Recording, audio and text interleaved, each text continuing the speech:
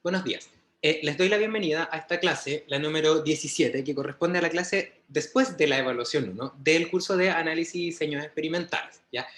En esta segunda parte del curso que comenzamos hoy, vamos a partir trabajando con lo que veremos hasta el final, que corresponde a cómo diseñamos los experimentos, ¿ya? La primera parte consistió en qué hacemos cuando tenemos datos experimentales, o sea, cómo analizamos los datos, cuáles son los fundamentos que tenemos que adquirir relacionados justamente con la estadística para analizar los datos que vienen de un experimento.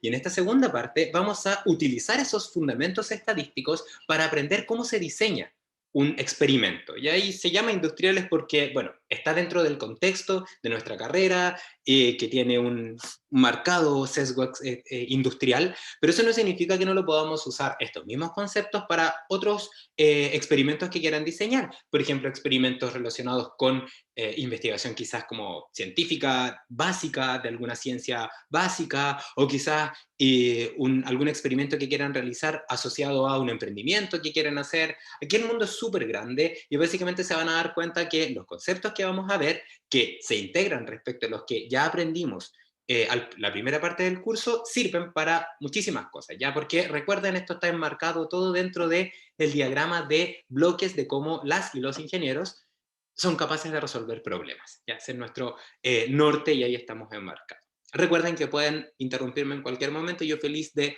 responder sus preguntas, ¿ya? Entonces, vamos a partir con lo que siempre hacemos, que es el objetivo de la clase, que corresponde a presentar los conceptos claves para la planificación de los experimentos. Vamos a imaginar y vamos a definir, si quieren, que cuando hablamos de diseño experimental, ¿ya? La palabra diseño tiene que ver con crear, con construir, con planificar, ¿ya? Y por lo tanto, cuando hablamos de diseño experimental, esto va a ser sinónimo para nosotros de la planificación experimental.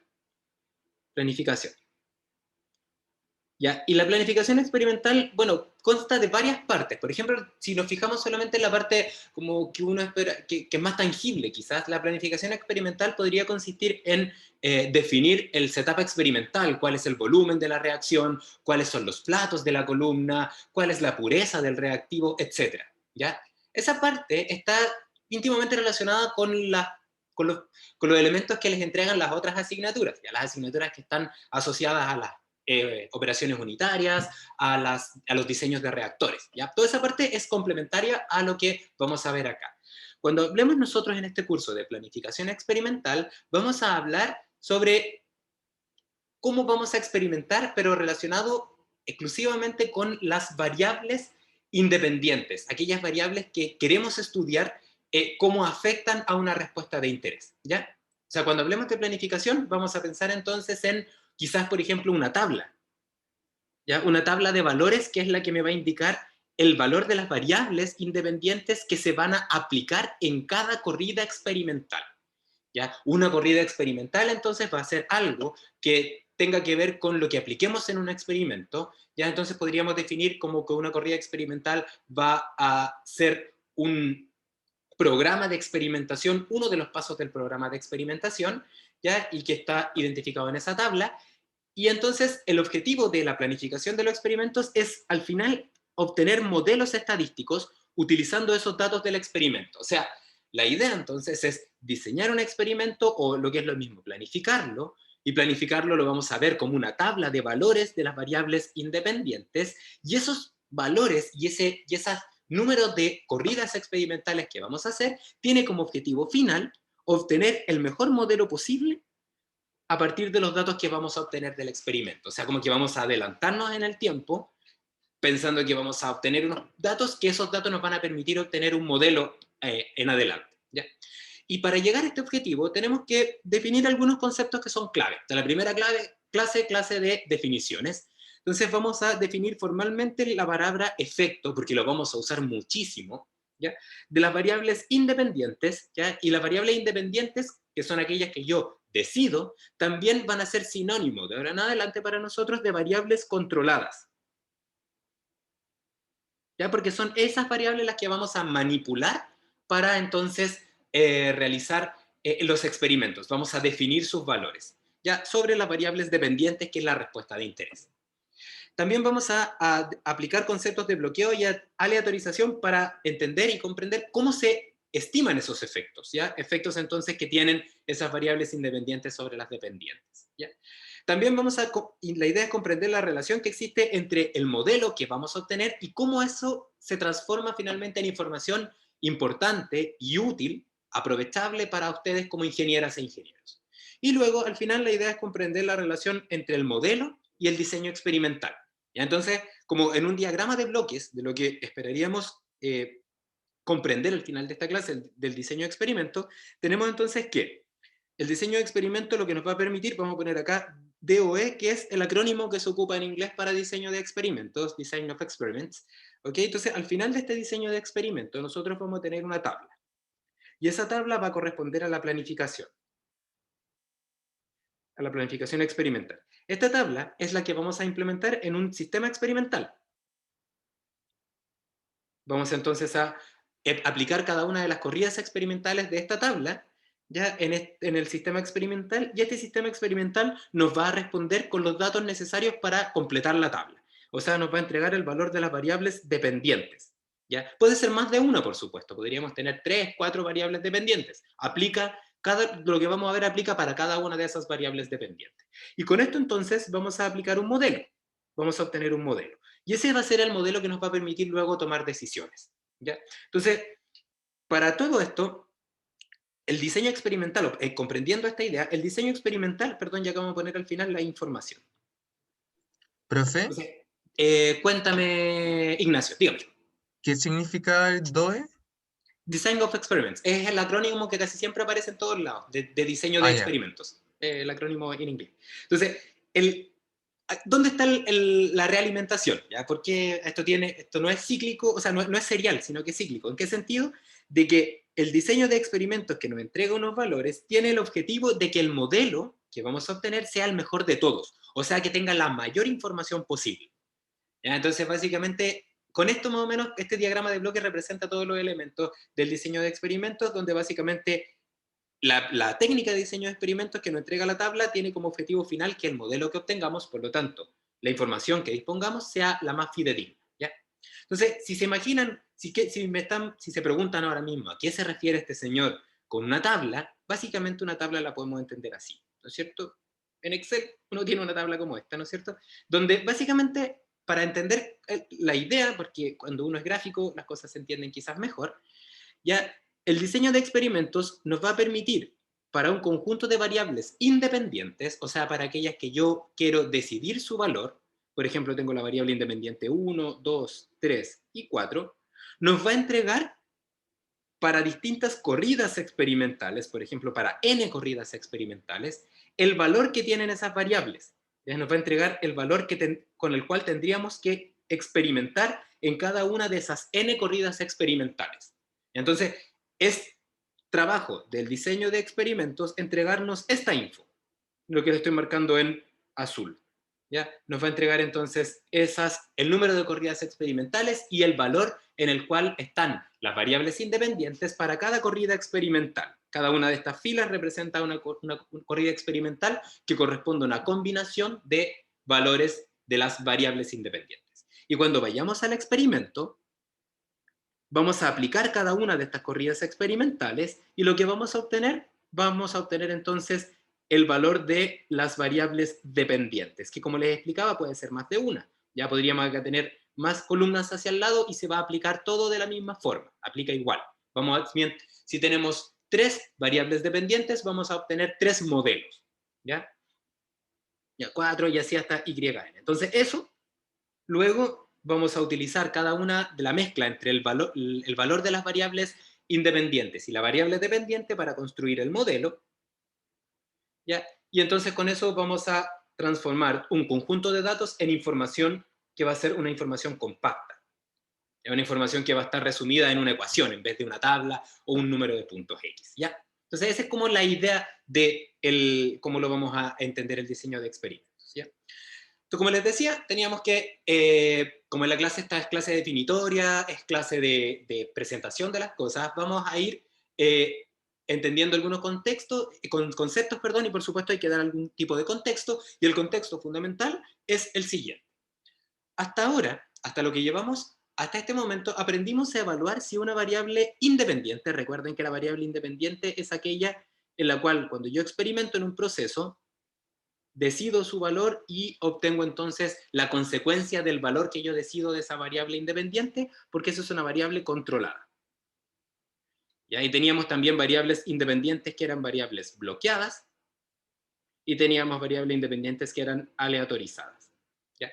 Esos tres tipos de variables independientes teníamos que decidir su valor para experimentar, y lo que hacíamos hasta ahora era que éramos capaces de evaluar si es que había un efecto significativo sobre el resultado de un proceso para una variable controlada. ¿Ya? Y esto era algo así como un efecto cualitativo. ¿Por qué cualitativo? Porque decíamos afecta o no afecta, mejora o no mejora. ¿Ya? Y para eso entonces aplicamos algunos conceptos que los vamos a volver a aplicar acá. ¿Cuáles son ellos? Primero, experimento aleatorio. O sea, igual vamos a seguir aplicando la idea de que no todas las variables independientes van a estar controladas. Ya en el caso de la tabla que yo les pongo acá, podría haber la variable 5, 6, 7 y 8, que también que tengo que decir podrían estar bloqueadas. Y la variable 9, por ejemplo, aleatorizada. Todo eso se va a mantener. ¿Ya? Entonces, la idea de bloqueo aleatorización va a ser similar a lo que vimos antes, pero ahora lo que va a pasar es que las variables controladas, o sea, aquellas que pueden cambiar su valor entre los distintos experimentos, va a pasar de ser de una a más de una. ¿Ya? ¿Y por qué? Porque vamos a evaluar ahora ya no cualitativamente si una variable afecta, sino si un conjunto de variables afectan y cuánto afectan a la respuesta dependiente. ¿Ya? Aplicamos también la idea, los estadígrafos, para caracterizar los resultados experimentales, y lo vamos a volver a hacer. ¿Ya? Si antes, por ejemplo, obteníamos el intervalo de confianza de una media, ahora vamos a hacer algo similar. A partir de, en este caso, un promedio, ahora vamos a hacer algo similar. Pero ahora vamos a verlo como mucho más general, y como tenemos que llegar a un modelo, entonces, por ejemplo, si antes de un promedio llegábamos a una media de una variable, ahora lo que vamos a hacer es que de un parámetro, por ejemplo, de una ecuación de la recta, vamos a llegar a la media de ese parámetro, ¿ya? Para entonces hacer inferencia estadística, pero ahora asociada a un modelo, o sea, que este modelo sea lo más representativo posible, porque necesitamos la mejor información para tomar las mejores decisiones, ¿ya? Ustedes van a ser tomadores de decisiones y tomadoras de decisiones, y por lo tanto tenemos que soportar esa decisión con datos muy fidedignos. Entonces, la idea de la inferencia estadística de la validez de los resultados se aplica también acá. ¿Ya? Y ahora lo que va a ser de distinto, lo que va a sumar básicamente, es que vamos a aprender a planificar el experimento para cuantificar el efecto de esas variables de manera inteligente. ¿Ya? ¿Y en qué entendemos por inteligente? Básicamente vamos a mostrar una metodología que nos permita responder dos tipos de preguntas que son muy importantes. La primera tiene que ver con cuántas corridas experimentales debiésemos realizar, ya porque vamos a entender que estas corridas experimentales que yo les mostraba acá, la 1, la 2, la 3 y la n, cada una de esas corridas experimentales representan recursos, ¿ya? Recursos asociados con la HH, asociadas a la persona que está experimentando, recursos asociados al costo de las materias primas, de la energía, en general de todos los elementos que permiten realizar un experimento. Entonces, mientras menos corridas experimentales hagamos, más, eh, más vamos a ahorrar en general en todo en lo que yo les comentaba, tiempo, recursos, etcétera, ¿ya? Pero resulta que mientras menos corridas experimentales hagamos, los resultados van a ser menos fidedignos o con más incerteza. Por lo tanto, vamos a tener que definir algún tipo de compromiso, y ese compromiso, por supuesto, va a estar asociado a la estadística, ¿ya? Pero no solo eso, aparte de definir cuántas corridas experimentales, también queremos intentar preguntarnos en qué nivel de las variables independientes se debe experimentar.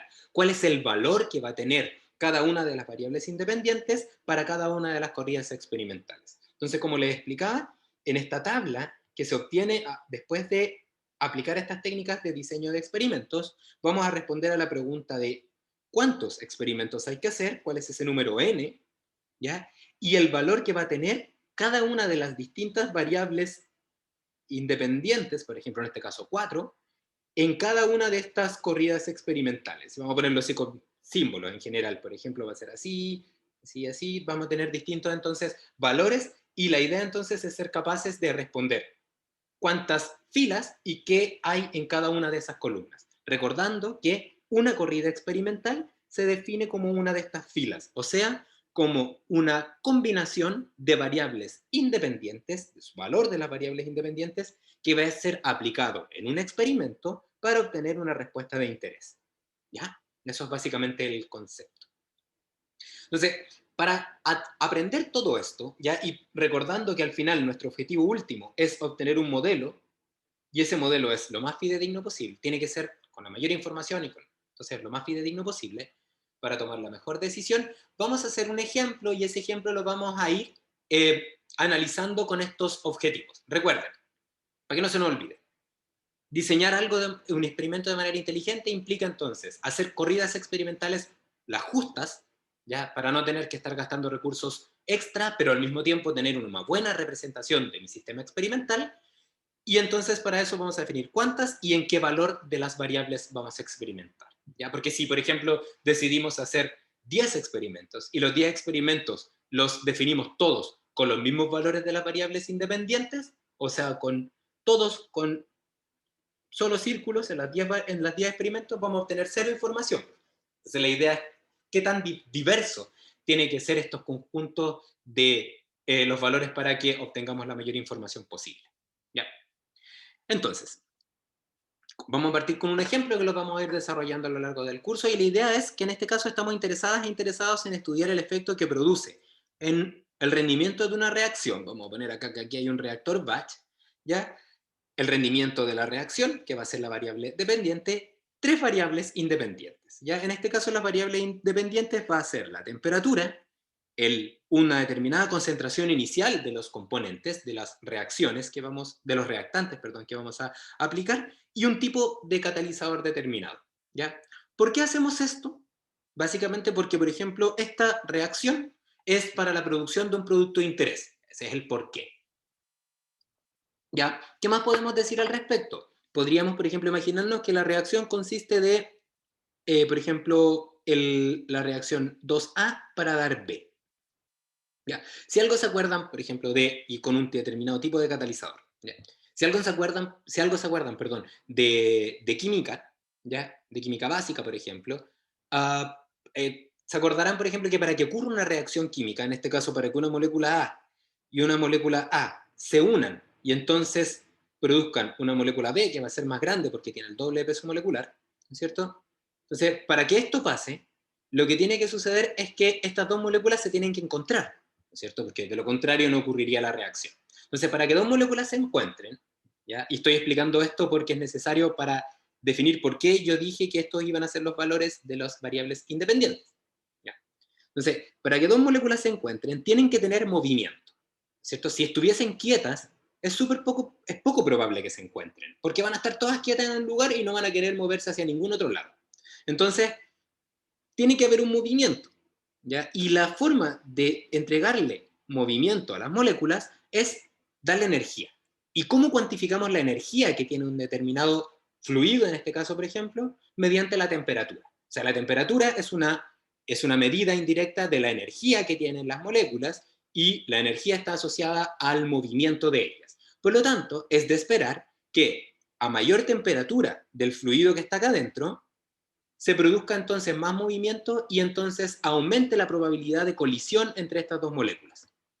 ¿Ya? Y por lo tanto, entonces, más cantidad inicial de materia prima se transforme en un producto. Por lo tanto, si pensamos que el rendimiento de una reacción consiste en el porcentaje de cuánta materia prima se transforma en producto, entonces podríamos decir que a mayor temperatura es de esperar que el rendimiento de la reacción aumente. Por eso entonces decido que una de las variables independientes que puede afectar a mi respuesta podría ser entonces la temperatura. ¿Ya? Es algo anterior a la estadística y tiene que ver con los fenómenos que yo les digo que son complementarios a estas clases, ya que son lo que ustedes aprenden o aprenderán en el resto de las asignaturas. ¿Ya? Si seguimos en este análisis, podríamos pensar también que cuando en un reactor batch, cuando ponemos, por ejemplo, una determinada cantidad de materia prima, imaginémonos, por ejemplo, que la materia prima está diluida en un solvente inerte, ¿ya? Y entonces lo que hacemos entonces es poner poquito A. Por ejemplo, esto vamos a decir que estas van a ser las moléculas de A. Poquito. Vamos a tener una baja concentración. Si tenemos una baja concentración, es poco probable que estas moléculas que están muy dispersas, porque hay poca concentración, se unan para producir la reacción. Mientras que si aumento su concentración mucho, tenemos mucho ahora, es de esperar entonces que haya más probabilidad de que colisionen esas moléculas para formar el compuesto B. ¿No es cierto? Entonces es de esperar que la concentración también afecte a la respuesta de interés, que sería en este caso cuánto A se transformó en B. Por lo tanto, lo puedo seleccionar como una variable independiente porque esa variable, la fenomenología, los elementos, la física, la naturaleza y todas las leyes que la describen me dicen que si aumento la concentración debiese haber un cambio en mi respuesta de interés. ¿Ya? Y lo mismo podemos pensar en un tipo de reacción que está catalizada, ¿no es cierto? Porque si yo tengo un determinado catalizador, lo que va a hacer el catalizador es que va a permitir que cuando dos moléculas se unan, ¿ya? Existe una determinada energía de activación para que se genere la reacción química. Entonces lo que hacen los catalizadores es disminuir esa energía de activación. ¿Ya? Entonces es de esperar que si tenemos un catalizador, entonces para algunas reacciones, por supuesto, para esta reacción en particular, la energía de activación sea menor y por lo tanto aumente la tasa de transformación porque necesitamos menos energía para que se produzca una determinada reacción. ¿Ya? Entonces, todos esos elementos son posibles variables, todas estas variables que yo les comento son posibles variables candidatas a modificar mi respuesta de interés, que es el rendimiento. Por lo tanto, desde un punto de vista ingenieril, es útil estudiar cómo afectan estas variables independientes a mi respuesta, porque una vez comprendido y modelado cómo afectan, yo puedo a posteriori definir el valor de la temperatura, de la concentración y del tipo de catalizador que maximizan mi respuesta.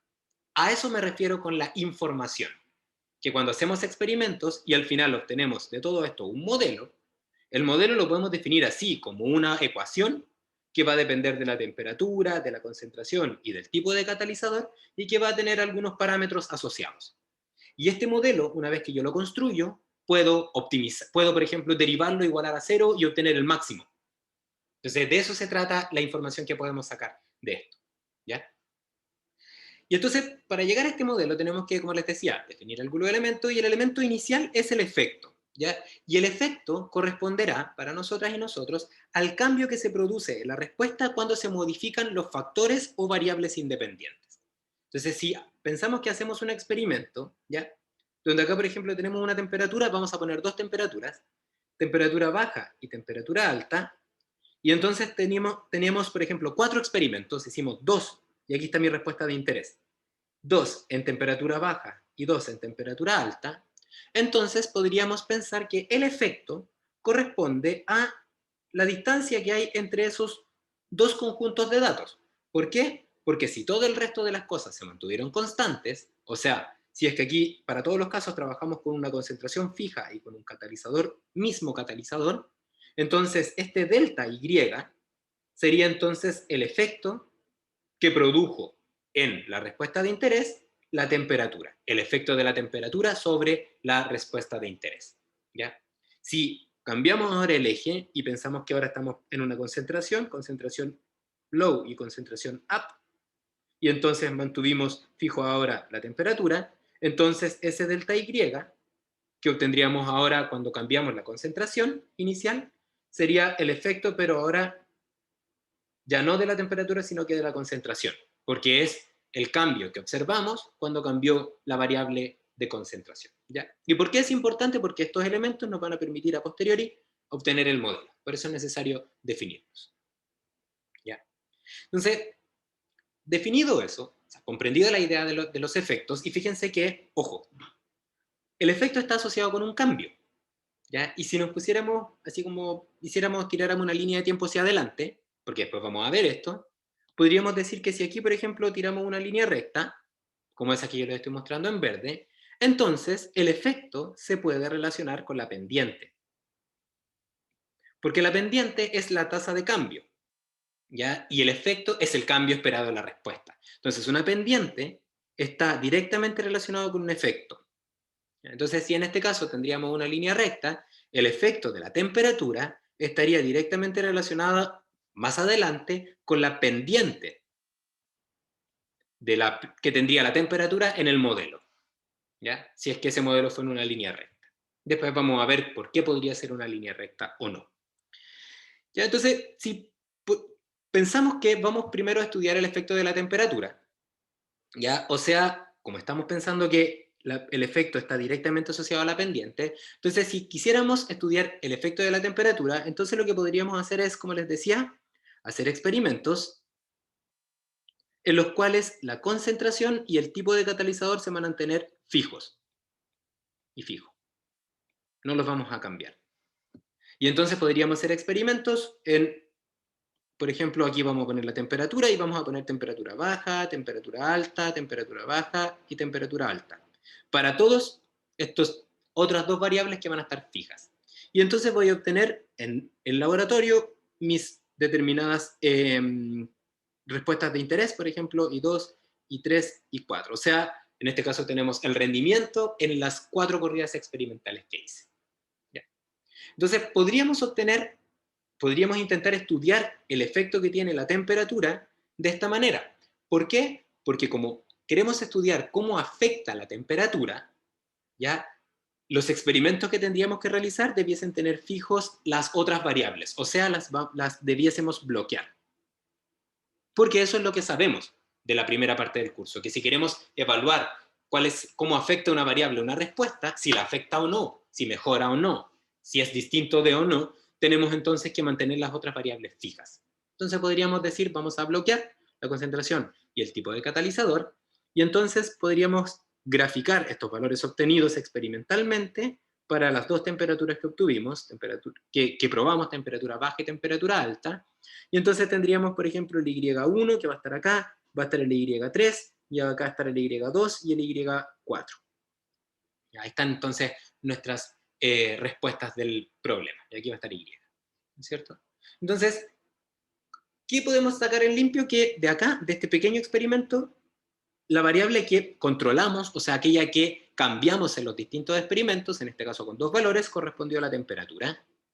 Que las variables bloqueadas, de las cuales no me interesaba encontrar el efecto ahora mismo, corresponden a las otras variables independientes que podrían afectar a mi respuesta, en este caso la concentración inicial y el tipo de catalizador. Lo mantuvimos fijo, bloqueado, es decir, para todos los experimentos usamos la misma concentración y el mismo tipo de catalizador. Y decidimos algunas réplicas. ¿Por qué necesitamos algunas réplicas? Porque tenemos que sacar desviaciones estándar y por lo tanto teníamos que hacerlo de esa manera. ¿A qué se llaman réplicas? A hacer una experimentación, a hacer más de una experimentación en una corrida experimental que tiene los mismos niveles.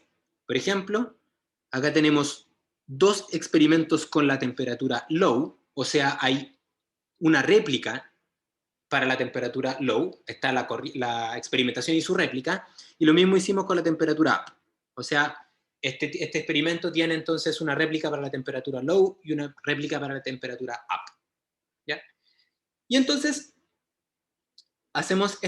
tenemos en el gráfico, tenemos la tabla, y entonces podríamos irnos a Excel, por ejemplo, y pedirle que nos hiciera una línea de tendencia. Entonces aquí están los valores, aquí están, por ejemplo, los valores experimentales, y esa es la línea de tendencia. ¿Ya? Esta línea de tendencia, ¿qué ecuación de la recta tiene? La que ustedes pueden ver acá. ¿Ya? Porque básicamente como tengo dos niveles, lo único que puedo asumir es que ahí pasa una recta. ¿Ya? Entonces, obtengo este modelo y digo, mira, ¿qué puedo sacar el limpio de acá? Yo puedo sacar el limpio de acá que el rendimiento tiene un valor inicial o un valor base, ¿ya? Que es el intercepto de nuestro eje, y luego tiene asociado una pendiente, ¿ya? Y esa pendiente se puede entender como la cuantificación de cómo afecta la temperatura a mi rendimiento, porque la pendiente me dice, como en palabras muy sencillas, si es que, por ejemplo, el rendimiento estuviese en porcentaje y la temperatura estuviese en grados Celsius, ¿ya? Entonces, esta pendiente estaría en las unidades de porcentaje partido por grados Celsius, y básicamente nos indicaría cuántos puntos porcentuales se aumentan cuando aumento 1 grado Celsius. ¿ya? Por lo tanto, la pendiente, como les decía, estaría directamente relacionada con el efecto. Y la pendiente, entonces, nos estaría entregando información relevante. Porque si la pendiente, por ejemplo, fuera positiva, nos estaría diciendo que aumentemos la temperatura. ¿Por qué? Porque si aumentamos la temperatura vamos a obtener mayor rendimiento. Si lo que queremos es aumentar el rendimiento, aumentemos la temperatura. ¿Y cuánto va a ser el valor de la pendiente? El valor de la pendiente nos va a decir cuánto tenemos que aumentar. ¿Ya? Por ejemplo, si la pendiente es 1, ¿ya? 1% por grado Celsius, entonces si teníamos, por ejemplo, un rendimiento inicial de un 30% y queremos llevarlo hasta un 35%, entonces tenemos que aumentar la temperatura en 5 grados Celsius, porque eso nos dice la pendiente. ¿Ya? Entonces, con eso tendríamos la idea de cómo se planifica un experimento, en el sentido de que si queremos cuantificar el efecto para tomar decisiones, entonces tendríamos que hacer experimentos, por ejemplo, para la temperatura, a distintos valores de la temperatura y entonces luego obtener los datos experimentales, obtener la pendiente y con esa pendiente entonces tomar decisiones. ¿Ya? Y para eso acordarse que teníamos que bloquear. ¿Ya? Pero resulta que hay ocasiones que tenemos que obtener, aparte del efecto de la temperatura, también tenemos que obtener el efecto de la, por ejemplo, de la composición y o del tipo de catalizador. Entonces, si fuese ese el caso, podríamos decir, pero lo que podemos hacer, en vez de obtener el efecto de la temperatura, ¿ya? Entonces, podríamos pensar que ahora vamos a hacer lo mismo, pero para el efecto de la concentración. ¿Ya? Y como yo les mostraba acá, básicamente lo que habría que hacer sería cambiar entonces el foco, ¿no es cierto? En vez de pensar en temperatura, ahora pensaríamos en composición. ¿Ya? Entonces, si fuese ese el caso, entonces dejaríamos ahora bloqueada. Bloqueo la temperatura y el tipo de catalizador y experimento entonces para distintas concentraciones. Concentración low, concentración up, low y up. Y voy a tener entonces Y1, Y2, Y3 e Y4. Y entonces eso lo transformo en una gráfica, ¿no es cierto? Concentración low y concentración up. Por ejemplo, esto está en ppm. Y aquí tengo porcentaje. Y aquí voy a obtener entonces, por ejemplo, esto. Y ahí entonces vamos a tener una pendiente. Y entonces la pendiente entonces vamos a poner beta, que así va a ser como vamos a llamar a los parámetros de un modelo, la pendiente de C. Y entonces yo podría hacer el mismo análisis que les acabo de contar acá, solamente que ahora con la concentración. ¿Ya? Y podríamos trabajar lo mismo con el catalizador. Entonces, si se fijan, al final de nuestro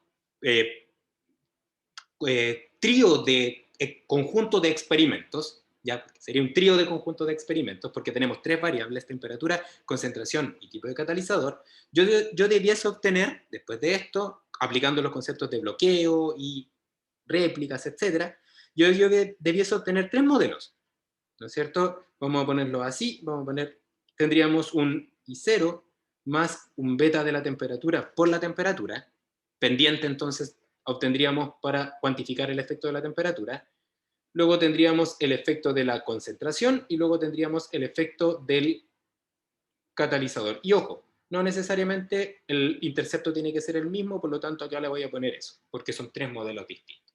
¿Ya?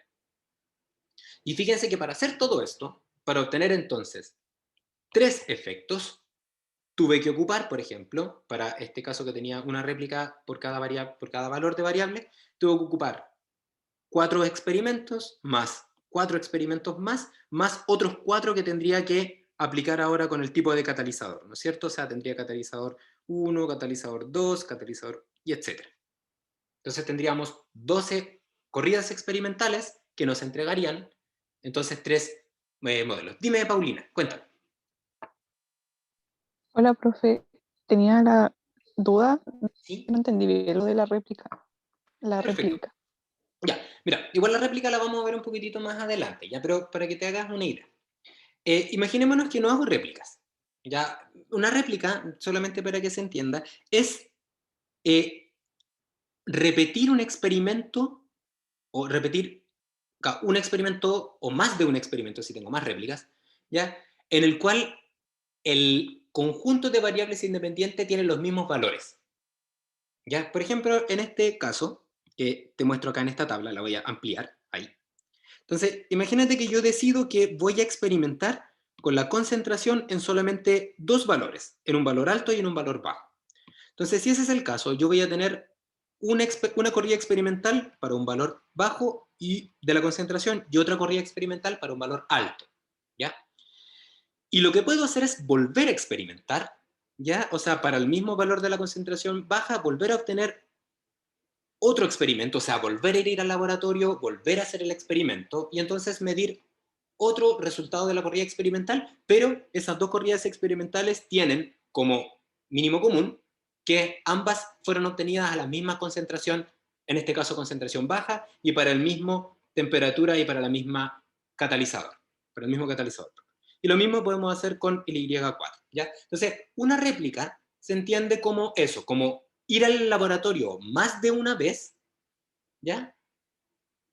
Más de una vez para una corrida experimental que es igual. En este caso, concentración de reactivo inicial baja para una temperatura fija y un tipo de catalizador, ¿ya?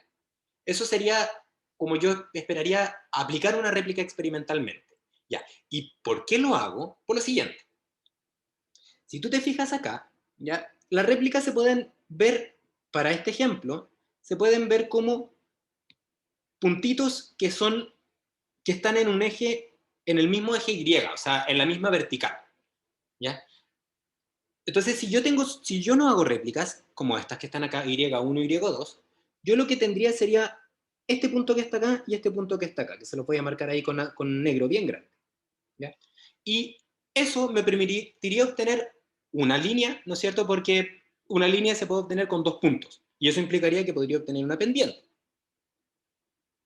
¿ya? Y hacer todo lo que yo te cuento. Pero resulta que los datos están contaminados con ruido, ¿ya? ¿No es cierto? ¿Por qué? Porque datos están contaminados con ruido porque tienen errores de medición, errores de experimentación. Entonces es muy arriesgado, ¿ya? Si nosotras y nosotros solamente nos quedamos con un solo valor de la respuesta en una determinada condición. ¿Por qué? Porque esta respuesta que está acá tiene dos componentes. Una componente que es cómo afecta la concentración a mi respuesta, más el efecto que tiene también el ruido de mi experimentación. Entonces, para eso sirven las réplicas, para intentar asegurarse de que el valor que yo estoy obteniendo, como poder desenmascarar el ruido, ¿ya? No solamente tenga que ver con el efecto que tiene la concentración, sino que también intentar eliminar el ruido de experimentación. ¿Por qué es eso? Porque una réplica, como te explicaba, se ve así, por ejemplo, de esta forma, ¿ya? Este es un experimento con una réplica en cada uno de estos puntos, ¿ya? ¿Y por qué tenemos esta diferencia entre estos dos valores? Por el ruido experimental, por el error experimental, ¿ya? Y el ruido experimental o error experimental se puede, se puede filtrar, se puede limpiar mientras más datos yo tengo aplicando, por ejemplo, el teorema del límite central, ¿ya? Que básicamente dice que la suma de los elementos aleatorios se transforma en una distribución normal. ¿Por qué? Porque si ahora yo sumo estos dos valores, voy a ponerlo con amarillo, esto y esto, lo sumo y le saco un promedio, este valor que está acá representa un valor que es más cercano a ser el valor real. ¿Por qué? Porque el ruido tendría una componente normal con una media cero. ¿Ya? O sea, básicamente filtramos el ruido, que es lo que vimos al principio del curso, ¿ya? ¿Por qué sacamos promedios? Porque los promedios eliminan los ruidos experimentales, ¿ya? Entonces, la idea es tener la posibilidad de tener más datos, porque con eso luego vamos a ser capaces de filtrar la información y así entonces obtener esta pendiente que esté libre de ruido, ¿ya? Y entonces este modelo que está acá sea el mejor de todos, ¿ya? ¿Se entiende la idea, Paulina? Sí, profe, muchas gracias. De nada. Se entiende. Bien, super. Ok, entonces, ¿seguimos? ¿Hay alguna otra duda? Bien. Entonces, continuamos. Ya, entonces, como les explicaba, entonces, para estos experimentos donde obtuve tres modelos, donde obtuve entonces estos tres modelos, tienen tres pendientes, lo obtuve con 12 corridas experimentales, ¿ya? Pero resulta, ¿ya? Que la naturaleza es un poco, vamos a decir que, más que sabia, vamos a decir que eh, es, es caprichosa, ¿ya? ¿Y a qué me refiero con eso? A lo siguiente. Voy a poner acá un elemento. Entonces, nosotras y nosotros podríamos identificar que el efecto de la temperatura, como habíamos dicho, era la pendiente de la temperatura finalmente es un 1. ¿Se acuerdan que eso era porcentaje partido por grado Celsius? ¿Ya? Y ese valor fue obtenido por unas determinadas condiciones experimentales. ¿Cuáles eran esas condiciones experimentales? Entre una temperatura baja y una temperatura alta, porque lo que obtengamos es válido dentro de una región experimental, y para una determinada concentración inicial, que lo tuve que mantener fija, y para un determinado catalizador, que también está fijo, o está bloqueado. ¿Ya? O sea, todo lo que obtenemos es válido para determinadas condiciones experimentales. ¿Ya? Por ejemplo, para una condición inicial de 1 ppm, y para un tipo de catalizador que vamos a poner catalizador 1 o por ejemplo NaOH, que se ocupa harto para la producción de biodiesel. Ese fue el catalizador. ¿Ya? El tema es que para este caso, para el ejemplo del catalizador, ¿ya? Imaginémonos entonces que, no sé si ustedes han visto alguna vez un diagrama de energía donde yo tengo acá, por ejemplo, los reactantes y yo tengo acá los productos, ¿ya? Y acá tengo la energía asociada a los productos y a los reactantes, y por ejemplo, para una reacción exotérmica, ¿ya? Lo que pasa es que uno tiene que los productos tienen menor energía que los reactantes porque libera energía, ¿ya? Pero resulta que para llegar ahí generalmente pasa esto. Perdonen ustedes, eso ahí, ya. ¿Ya? Para seguir el camino de pasar de reactante a producto, ¿ya? Hay ocasiones donde es necesario vencer una energía que tenemos en contra, ¿ya? Y luego entonces el sistema elimina esa energía, ya esa energía es como un gasto neto que es cero, primero la usa y después la bota, y entonces este delta es el delta H de reacción, ya que tiene que ver con la parte exotérmica de una reacción, ¿ya? Entonces en este caso, esta distancia se llama energía de activación, ¿ya? Y entonces esa energía de activación, que tiene que ver con energía, por lo tanto con movimiento de moléculas, puede ser modificada con distintos catalizadores. El efecto que tienen los catalizadores es algo así, con línea punteada, por ejemplo. Un catalizador, por ejemplo, podría hacer eso, ¿ya? Entonces, esa sería la línea de la reacción que les estoy contando para un catalizador, por ejemplo, catalizador 1, ¿ya?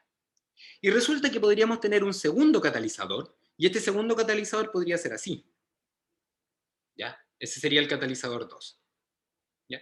Entonces, ¿qué podemos observar de este diagrama? Que si yo decido un catalizador u otro catalizador 1 o un catalizador 2, resulta que la energía de activación va a cambiar, ¿ya? Y como yo estoy analizando el efecto de la temperatura, y la temperatura está relacionada con la energía, resulta que la temperatura que yo requiero para que ocurra una reacción, y entonces el efecto asociado a esa reacción de la temperatura, el efecto de la temperatura asociado a esa reacción, perdón, dependerá del tipo de catalizador que yo use. Porque, por ejemplo, si usara el catalizador 1, entonces quizás obtendría una pendiente de 1% por grado Celsius. Pero quizás si utilizo el catalizador 2, vamos a ver entonces que este BT, vamos a cambiarle los colores para que se entienda la idea. Vamos a ponerle el rojo que era el catalizador 1. Entonces ese BT fue obtenido entonces con el catalizador 1. Pero resulta que quizás si es que hubiese hecho este mismo experimento, pero con el catalizador 2, lo que hubiese obtenido sería que el BT con el catalizador 2 es 1,5. ¿Por qué 1,5% partido por grado Celsius? ¿Por qué 1,5? Porque resulta que al ser el catalizador 2 un mejor reductor de la energía de activación, entonces la energía asociada a la temperatura se podría usar para mover más las moléculas, por lo tanto, para mejorar el rendimiento de una reacción.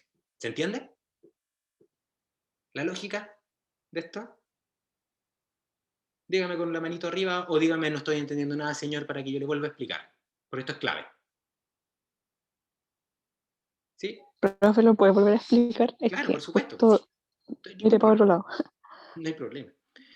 Ya, mira, hagamos un mono para que se entienda. Ya, tenemos entonces un setup experimental donde el setup experimental rojo representa el setup experimental obtenido para, acuérdense que estamos evaluando el efecto de la temperatura, ¿ya? O sea, estamos en esta gráfica de acá, ¿ya? La que está aquí, acá arriba, donde tenemos distintas temperaturas y distintos rendimientos, ¿ya? Entonces, este setup experimental que le estoy intentando explicar para que se entienda la idea, tiene asociado unas determinadas moléculas de A. ¿Ya? Y tiene, como tenemos que bloquear las otras variables, el catalizador que va a ser catalizador 1. ¿Ya? El catalizador, recuerden, desde el punto de vista fenomenológico, para que se entienda esta idea estadísticamente luego, el catalizador tiene la característica, o lo que hace un catalizador, es disminuir la energía de activación para que ocurra una reacción. Eso quiere decir que si yo uso un catalizador, es de esperar que necesite menos energía para que se active la reacción, digámoslo así. ¿Ya? Ahora, sí, voy a seguir con la lógica. La temperatura es un indicador de la energía que tienen los fluidos, ¿ya? La energía interna que tienen los fluidos. ¿Ya? A mayor temperatura es de esperar que haya mayor energía interna, ¿no es cierto? Entonces, si yo aumento la temperatura, va a haber más energía disponible para que ocurran dos cosas, fundamentalmente. ¿Ya? Una, bueno, de hecho tres, que también puedo aumentar la temperatura. ¿Sí? Pero dos cosas que me interesan. La primera es el movimiento. O sea, para una determinada cantidad de energía, podríamos decir que esa se va a repartir en dos fenómenos que son los que me interesan. Uno tiene que ver con el movimiento, o sea, que las moléculas se muevan para que así se junten, ¿ya? Como eso que les estoy mostrando ahí, para que se muevan, mientras más temperatura, más se van a mover. Y la segunda tiene que ver con la energía que requiero para romper esa energía de activación. Y entonces que cuando estas dos moléculas se unan, exista esta energía extra para que pasemos de reactantes a productos. ¿Ya?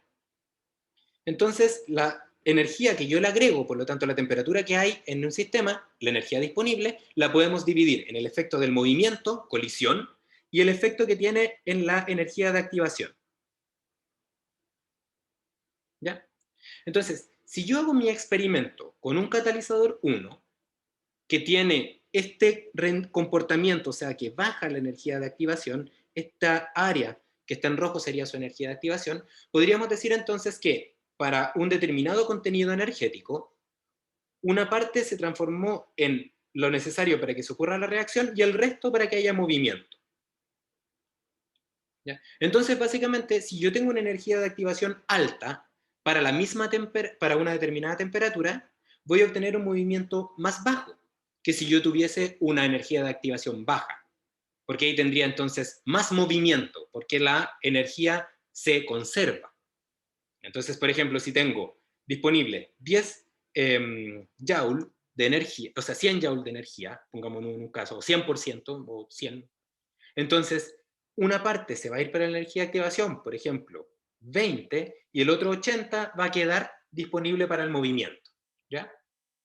Pero si, por ejemplo, ahora tenemos otro catalizador, ¿ya? Catalizador 2, ¿ya? Que lo mismo, aplica todo lo mismo que yo le acabo de contar, la misma cantidad de A inicial, todo igual. Pero resulta que este catalizador 2 disminuye la energía de activación mucho, hasta por ejemplo que se hace casi nula, porque ese es el efecto que tienen los catalizadores. Entonces resulta que quizás en esta nueva configuración, el catalizador 2, ¿ya? Va a tener como energía de activación 5. Eso va a implicar entonces que el movimiento va a ser 95, para la misma cantidad de energía. Entonces, ¿qué va a implicar eso? Que si yo obtengo el efecto que tiene la temperatura para un catalizador 1, ese efecto va a estar relacionado con el movimiento que se genera en las moléculas, que quedaría disponible después de utilizar parte de esa energía para energía de activación. ¿Ya? Y todo eso se traduciría en este efecto de la temperatura, que digo que, desde el punto de vista de la temperatura, aumentarla, manteniendo el catalizador, lo que va a pasar es que voy a aumentar en 1% por cada grado Celsius. Pero resulta que si ahora yo ocupo un segundo catalizador, ¿ya? Entonces lo que va a pasar es que, como tengo más energía disponible para el movimiento, porque el catalizador 2 mejor disminuye aún más la energía de activación, entonces es de esperar que aumentar 1 grado Celsius aumente más el rendimiento, porque va a haber más movimiento. Entonces, ¿cómo se traduce eso? Aumente más el movimiento, básicamente aumente la pendiente. ¿Ya? Entonces podríamos decir que el efecto que tiene la temperatura depende del tipo de catalizador que uso.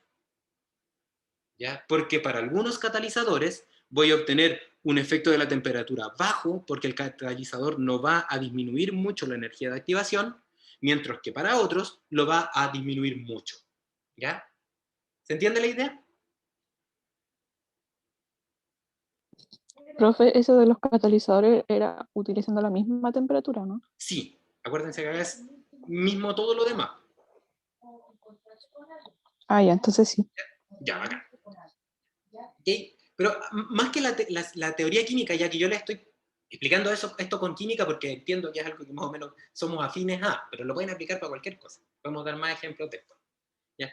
El tema es ese, que el efecto que tiene una variable puede depender del valor de otra variable independiente. Existe una sinergia asociada. Y entonces, dependiendo del valor del catalizador, yo podría tener entonces distintas pendientes. Podría tener, por ejemplo, este modelo, ya que tiene una pendiente 1 para el catalizador 1, pero podría tener quizás este otro modelo, lo marco ahí en rojo, para el catalizador 2, que tenía una pendiente de 1,5. Entonces, no existe un único modelo para la temperatura porque existe una sinergia, una interacción entre la temperatura y el catalizador, que fenomenológicamente se explica por lo que les acabo de contar. ¿Ya? Entonces, dicho eso, podríamos decir entonces que el catalizador va a corregir el efecto de la temperatura, porque la temperatura va a tener un determinado efecto, pero resulta que si yo elijo un catalizador u otro, el efecto de la temperatura va a cambiarse, va a corregirse. ¿Ya? Entonces, esto que ustedes ven acá, que se los marco con rojo, sería esa corrección. ¿Ya? Entonces, el efecto de la temperatura sería la pendiente, pero esa pendiente habría que corregirla luego por la selección del tipo de catalizador. Si selecciono uno, esto me va a quedar con pendiente 1, beta igual a 1. Y si selecciono el catalizador 2, entonces acá tendríamos entonces una pendiente 1,5. ¿Ya? Porque tendríamos que corregir entonces cómo afecta la temperatura al rendimiento producto de la elección de un determinado catalizador. Y eso explicado fenomenológicamente por efecto de la energía de activación. ¿Ya? Y lo mismo podemos aplicar con la idea de la concentración. Quizás también existe una sinergia entre, por ejemplo, la concentración y el tipo de catalizador, o entre la concentración inicial y la temperatura. ¿Ya? Entonces, cuando queremos evaluar el efecto que tiene una variable respecto a otra, ¿ya? Si es que existe más de una variable con respecto a la cual queremos evaluar su efecto, van a existir efectos o pendientes que van a ser algo así como principales, si quieren, o cómo afecta por sí sola la temperatura a mi rendimiento, y van a haber efectos también de interacción, que es cómo se corrige el efecto principal de la temperatura cuando escojo uno u otro catalizador. ¿Ya? Como la idea. ¿Ya? Y entonces, para eso, tendríamos que, si quisiéramos entonces estimar también la interacción esta que está acá, esa corrección, que la estimamos de manera así como imaginaria. Acá, que para un catalizador tenemos una pendiente de 1 y para otro catalizador tenemos una pendiente de 1,5, ¿ya? Entonces lo que tendríamos que hacer sería los mismos experimentos que yo les contaba antes, pero hacer entonces experimentos con K fijo en catalizador 1 y K fijo en catalizador 2. Entonces acá duplicaríamos el conjunto de experimentos, porque tendríamos que obtener dos pendientes y por lo tanto hacer este procedimiento dos veces.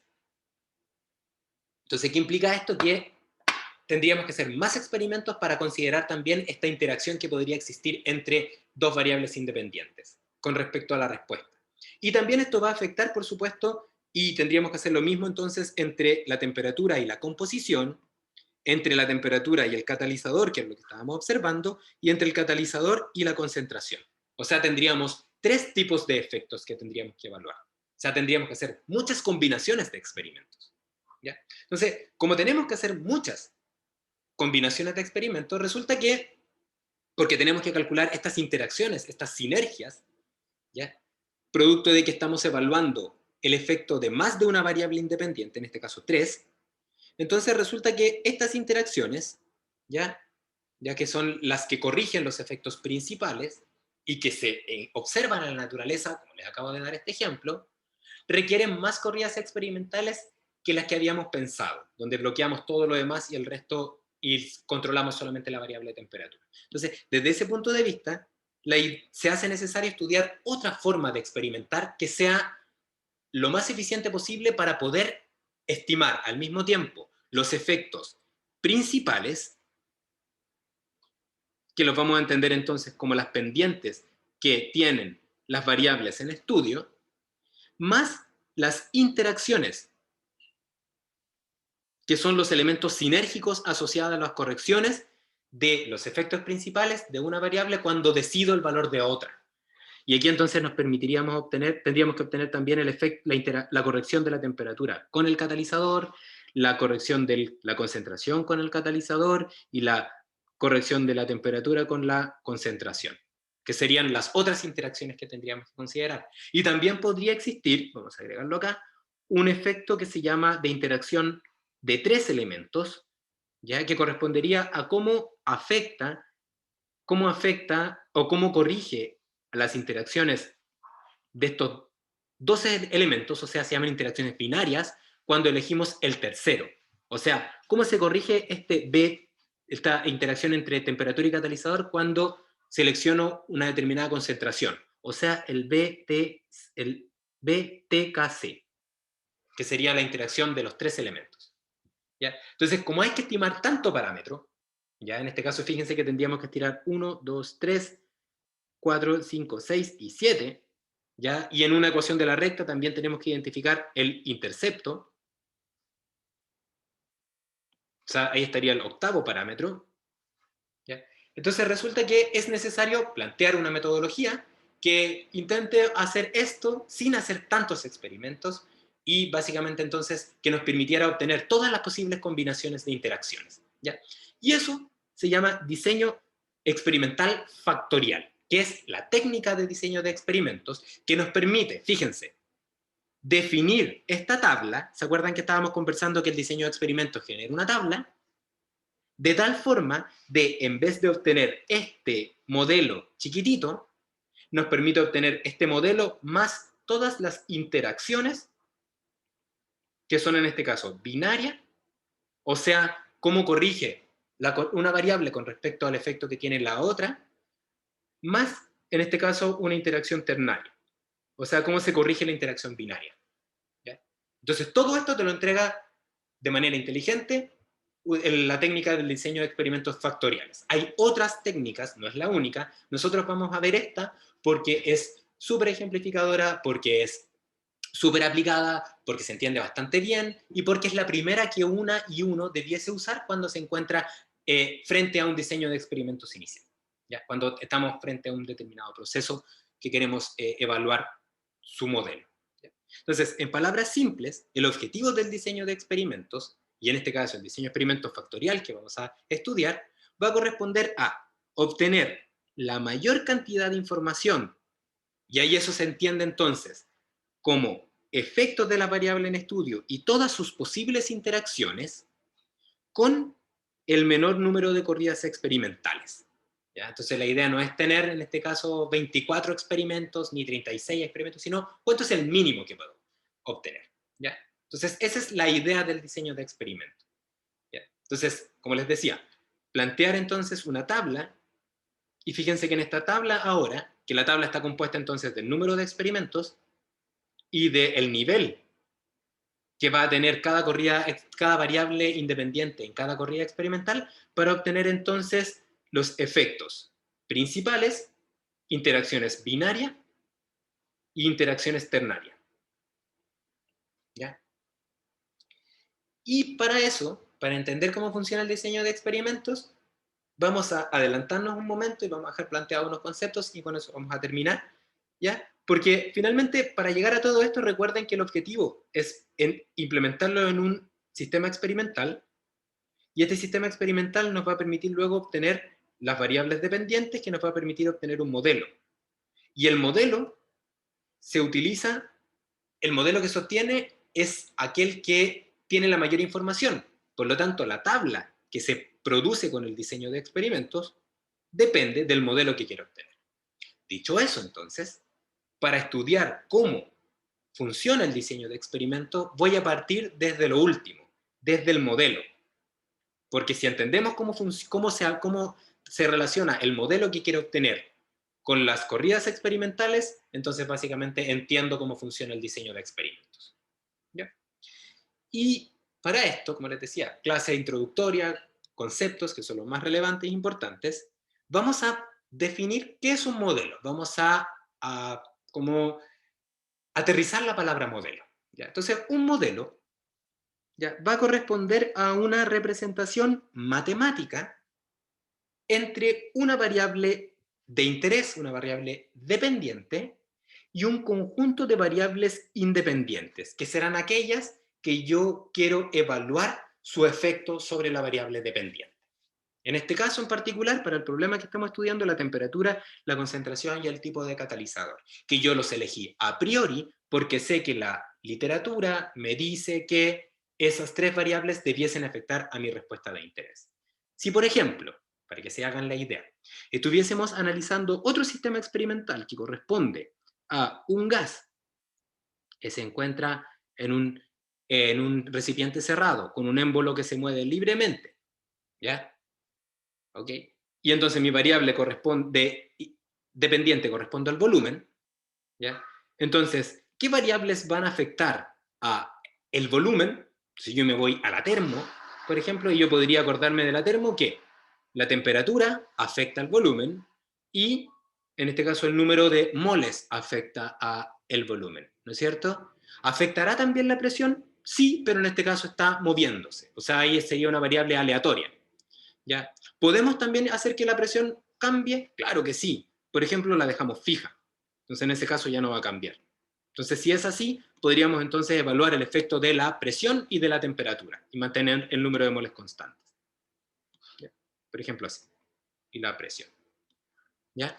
Entonces, acá, ¿por qué podemos decir eso? ¿Por qué podemos decir que el volumen, nuestra variable dependiente, es función de la temperatura y la presión? Porque sabemos que existen fenómenos, fundamentos fenomenológicos que indican eso. Ya existen teorías. No sabemos cuánto, pero sabemos que debiese afectar.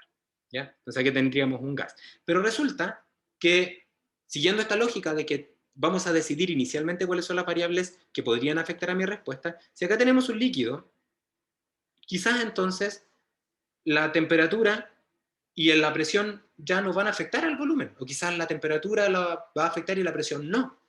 ¿No es cierto? ¿Por qué? Porque podríamos acordarnos que los líquidos son incompresibles. Pero yo le pongo entre comillas incompresibles. ¿Por qué? Porque resulta que si tuviésemos una escala muy precisa para medir el volumen, resulta que igual habría un tipo de efecto. Porque aun cuando la temperatura y la presión afecten poco, igual afectan a los líquidos, pero poquito. ¿Ya? Entonces, hay ocasiones donde la teoría nos va a indicar, por ejemplo, que efectivamente la temperatura y la presión son importantes, pero luego cuando hacemos los experimentos resulta que no van a ser importantes, no van a representar un efecto relevante sobre mi respuesta. ¿Será que acaso la teoría está mala? No, porque recuerden que los resultados que obtenemos son válidos dentro de una región experimental, y eso implica también asociarlo entonces a el cambio que yo hice para una determinada temperatura y el cambio que hice para una determinada presión. Quizás si aumentara mucho la presión o disminuyera mucho la temperatura, sí observaría un cambio en un líquido. ¿Ya? Entonces recuerden que lo que vamos a ver acá va a depender de los niveles experimentales en los cuales trabajamos y por supuesto del instrumento que utilizamos para medir. Porque si mido con un experimento, con una regla, o si mido con un sistema muy elaborado para medir volumen, podría encontrar resultados que entre comillas son contrapuestos, pero realmente no lo son. ¿Ya? Entonces, para terminar, definimos estas variables como variables independientes y entonces el modelo lo que hace es relacionar las variables independientes, que le podemos llamar, por ejemplo, genéricamente U, ¿ya? Con la variable dependiente. Y la relación que existe entre estas dos conjuntos de variables, la dependiente y la independiente, se cierra o se define completamente cuando encontramos los parámetros de un modelo. ¿Ya? Porque si no encontramos los parámetros de un modelo, no podemos usar el modelo. ¿Qué tipos de modelos existen? Se clasifican en 3. Aquellos que son fenomenológicos, basados en leyes físicas, aquellos que son de regresión, que se sacan a partir de datos, que son los que vamos a ver, y aquellos que son híbridos, que usan una parte de las leyes físicas y se complementan con datos experimentales. ¿Ya? ¿Cuáles vamos a ver nosotros? Los modelos de regresión. ¿Ya? Entonces, de ahora en adelante vamos a trabajar para los modelos de regresión. ¿Ya? Lo que no significa que no se puedan interpretar utilizando leyes físicas, pero los modelos que vamos a proponer van a tener un fuerte componente que son los datos experimentales. ¿Ya? Entonces, con esto terminamos la clase de hoy y el próximo viernes partimos desde acá, desde este punto, y vamos a analizar entonces los modelos y vamos a comprender qué significa un diseño de experimentos. ¿Ya? ¿Tienen dudas que quieran hacerme ahora? No. Ya. Entonces, pueden revisar los contenidos de esta parte del curso en el libro de diseño de experimentos que está en la bibliografía, que es del autor de Montgomery. Les pido que si les interesa, echen una mirada, porque esto es ya aplicación de los conceptos estadísticos ahora en cómo se diseñan los experimentos. ¿Ya? Como les digo, la técnica que yo les muestro es una, pero existen muchas otras, y les muestro esta porque es la que más se usa y es la que es más fácil de entender. ¿Ya? Les dejo saludos, espero que estén muy bien y nos veremos la próxima clase. Chao, Chao, chao. profe. Chao, profe. Adiós. Chao, profe.